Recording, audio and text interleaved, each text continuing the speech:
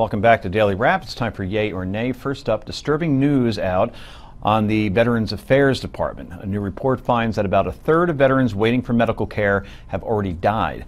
According to the Huffington Post, as of last April, over 800,000 veterans were waiting for medical care and treatments. Well over 200,000 of those veterans had already passed away. The VA blames poor bookkeeping. Is it as fair as that, or is there more to the story? Bill Tucker.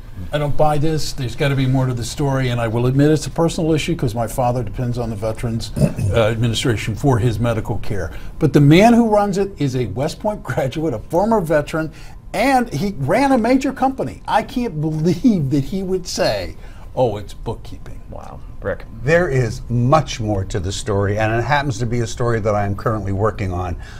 This is, in my estimation, of everything we talk about, this is our country's biggest disaster.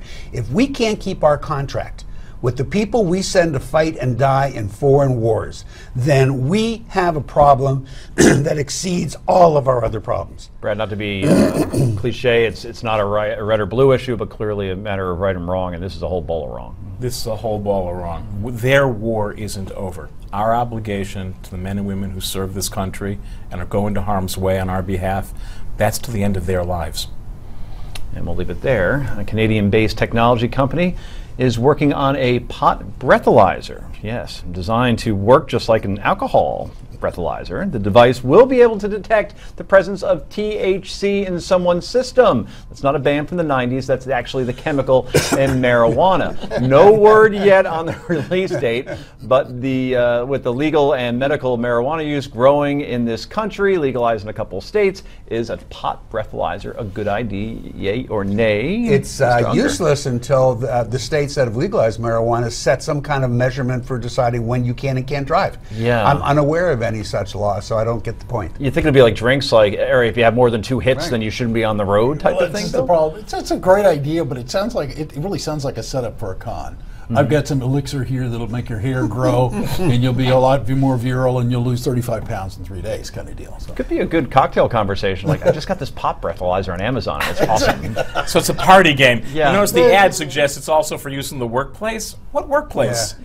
Like, where is that being used Actually, and by whom? It's going to be used and what's by, going to legalize that? It's going to be used by fathers of teenage kids who'll be waiting at the door with it when they come home. That workplace, yeah, I mean the home. Yeah. I got it. Next, Wisconsin Governor Scott Walker announced yesterday that he's officially running for president.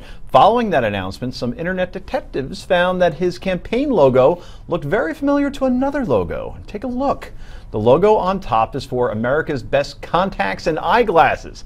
The logo on the bottom is Mr. Walker's. Did Governor Walker steal his campaign logo from America's Best? The E's are very similar, Mr. Hirschfield. I know.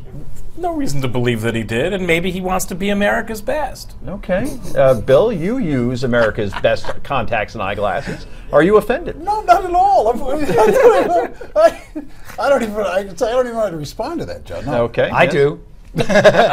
For a man who is yet to have an original idea in his now almost 8-year governor's career, can we be at all surprised? Oh boy, it's supposed to be a nice, fun, and you had to. It was fun for me. Sure. And that's what counts. You want a last word on this one? Original idea? The man took over Wisconsin, had so many original ideas that he offended people who tried to get him thrown out of office, and he got reinstated into office. Okay, we got to move on. We're so lucky we got to go. Yeah. There's so we much got to to move say on. about that. Finally tonight, with every election cycle, there are campaigns and campaign songs. And sometimes artistes are not exactly happy when a politician selects one of their songs without asking. We all heard about Neil Young and how he felt about Donald Trump using Rockin' in a Free World just last month to announce his run for president.